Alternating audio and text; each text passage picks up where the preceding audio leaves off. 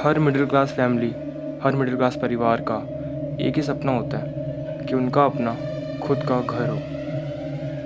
पर जैसा कि मैंने कहा, मिडिल क्लास फैमिली का ये सपना इसलिए होता है क्योंकि उनके पास पैसे इतने ज़्यादा नहीं होते कि वो अपना खुद का एक ऐसा घर खरीद पाए जो उन्हें चाहिए, जो उन्हें अच्छा लगता है। यही सपना अनुराधा के परिवार वालों का भी था कि उनके ऊपर उनकी खुद की खरीदी हुई छत हो, खुद का खरीदा हुआ घर हो। अभी तक अनुराधा और उसके परिवार और उसकी फैमिली एक रेंट के रूम में रह रहे थे, एक किराए के कमरे में रह रहे थे। बट आज वो दिन था जिस दिन अनुराधा की फैमिली ने डिसाइड करा कि अब फाइनली वो लोग अपनी खुद का एक घर, अपने लिए खुद का एक फ्लैट खरीद सकते हैं। एंड देन उन्होंने अपनी सेविंग्स लेके घर के लिए सर्चिंग चालू कर दी एंड उन्होंने फ्लैट ढूंढना चालू कर दिया।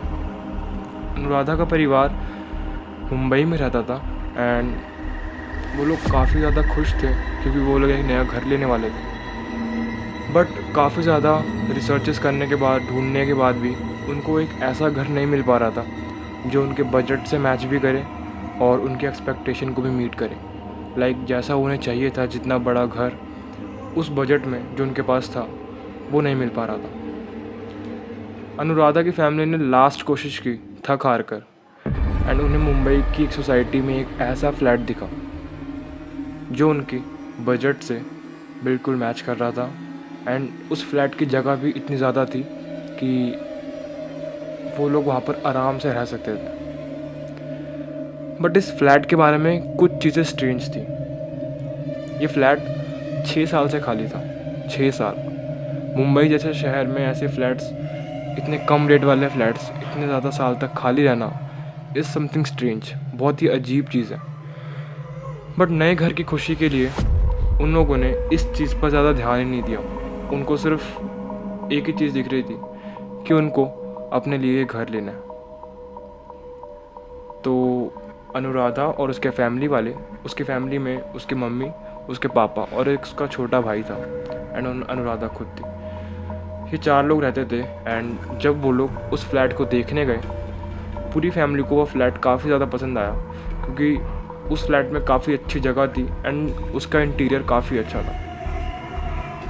अनुराधा की मम्मी और अनुराधा के पापा को वो फ्लैट पक्का अच्छा लग गया था एंड वो लोग उसे ख़रीदने ही वाले थे। जस्ट वो लोग अनुराधा का एक ओपिनियन लेना चाहते थे कि उसको ये फ्लैट अच्छा लग रहा है या फिर नहीं, क्योंकि अनुराधा भी एक बड़ी लड़की हो चुकी थी, कॉलेज जाती थी, तो वो भी अब डिसीज़न दे सकती थी।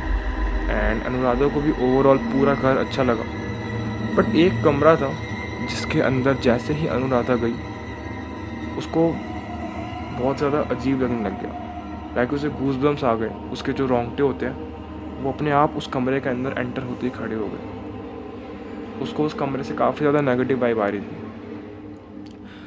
पर इतनी चीज़ों के बाद भी उसने ये चीज़ अपनी मम्मी और अपने पापा को शेयर नहीं करी क्योंकि वो उनके चेहरे पर वो खुशी देख रही थी जो ये घर खरीदते वक्त आ रही थी। इसलिए अनुराधा ने उन्हें कुछ नहीं बताया और उन्हें बोल दिया कि हाँ, मैं भी खुश हूँ, ये घर काफ़ी ज़्यादा अच्छा है, तो हम इसे ले सकते हैं। अगले 1 हफ्ते में सारे पेपर वर्क्स वगैरह हो गए एंड शिफ्टिंग वगैरह हो गई एंड फाइनली अनुराधा के पेरेंट्स और अनुराधा इस फ्लैट में शिफ्ट हो गए। 1 महीना हो गया, उन लोगों को कोई भी दिक्कत नहीं आई। They are living very peacefully and उनको मज़ा आ रहा था वहाँ पर रहने में एंड कुछ भी ऐसा स्ट्रेंज नहीं हुआ उनके साथ। पर 23 सितंबर की रात को, जब पूर्णिमा की रात थी एंड बाहर पूरा का पूरा चाँद निकला हुआ था, अनुराधा के मम्मी और पापा और भाई, इन तीनों के साथ तो ये घटना नहीं हुई, पर अनुराधा के साथ जो हुआ वो काफ़ी ज़्यादा डरावना था, जिसकी वजह से अनुराधा का बोलना बंद हो गया। लाइक वो इतनी ज़्यादा डर गई थी इस इंसिडेंट के बाद कि 1 महीने तक उसके गले से आवाज़ ही नहीं निकल रही थी। वो इतना ज़्यादा डर गई थी। नाउ द क्वेश्चन इज, आखिर अनुराधा के साथ हुआ क्या था उस रात? पूर्णिमा की एक रात पहले अनुराधा के पापा और अनुराधा का भाई ये दोनों मुंबई से बाहर चले गए थे क्योंकि उनके किसी रिलेटिव की शादी थी। बट अनुराधा और उसकी मम्मी नहीं जा पाई क्योंकि अनुराधा का 3 दिन बाद ही कॉलेज में एक एग्ज़ाम था जो काफ़ी ज़्यादा इम्पोर्टेंट था एंड उसे पढ़ना था उस एग्ज़ाम के लिए। तो अनुराधा उसी फ्लैट में रुक गई एंड उसकी मम्मी भी अनुराधा की वजह से वहीं पर रुक गई। तो अनुराधा के भाई और अनुराधा के पापा दोनों 2 दिन के लिए मुंबई से बाहर चले गए थे। जिस रात अनुराधा के भाई और अनुराधा के पापा दोनों बाहर गए हुए थे, अनुराधा लेट नाइट तक पढ़ रही थी एंड तकरीबन 12:30-1 बजे तक उसने पढ़ाई करी एंड 1 बजे वो बेड पे जाके लेट गई क्योंकि उसे थोड़ी थकान हो रही थी। बट जैसे ही घड़ी में 1:30 का टाइम हुआ, 1:30 बजे, वैसे ही अनुराधा की आँख अपने आप खुल गई। उसे भी पता नहीं लगा कि आखिर उसकी आँख क्यों खुल गई एंड उसने सोचा कि अब वो नींद से उठ ही गई है तो क्यों ना थोड़ी देर और पढ़ ले। वो पढ़ने के लिए अपने टेबल पर बैठी एंड उसने पढ़ना चालू कर दिया था। बट अनुराधा जिस कमरे में थी, जहाँ पर उसको बहुत ज़्यादा अजीब वाइब आ रही थी जब वो घर ले रहे थे, बहुत ज़्यादा अजीब फीलिंग आ रही, डरावनी फीलिंग आ रही थी, वो उसी कमरे में रह रही थी। एंड जब वो रात में पढ़ रही थी, अचानक से खिड़की के बाहर से उसको कुछ अजीब सी आवाज़ें आने लग गई थी। पहले तो अनुराधा काफ़ी ज़्यादा डर गई थी, तो उसने सोचा कि वो अपनी मम्मी को बुलाए। बट उसने सोचा कि शायद कोई बिल्ली या फिर कोई कुत्ता होगा जो ऐसी अजीब आवाज़ निकाल रहा होगा, तो उसने सोचा कि वो लोग खुद वहाँ पे जाके देख लेती है। तो जब अनुराधा उस खिड़की के पास गई एंड उसने देखा कि वहाँ पर कोई भी नहीं था।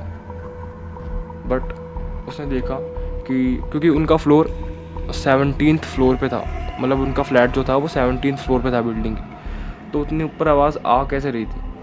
एंड जब जैसे उसने खिड़की खोली, वैसे उसको ऐसा लगा कि जो उसके विंडो के बाहर वाला पिलर है, खंबा है बिजली का, उस पर कोई परछाई चल रही है, कोई स्पिरिट, कोई मतलब जैसे हम अंधेरे में लाइट आती है तो हमारी परछाई दिखती है ना, बिल्कुल सेम वैसी कोई परछाई उस खंबे पर चढ़ती हुई दिख रही थी। एंड ये काफ़ी ज़्यादा डरावना था।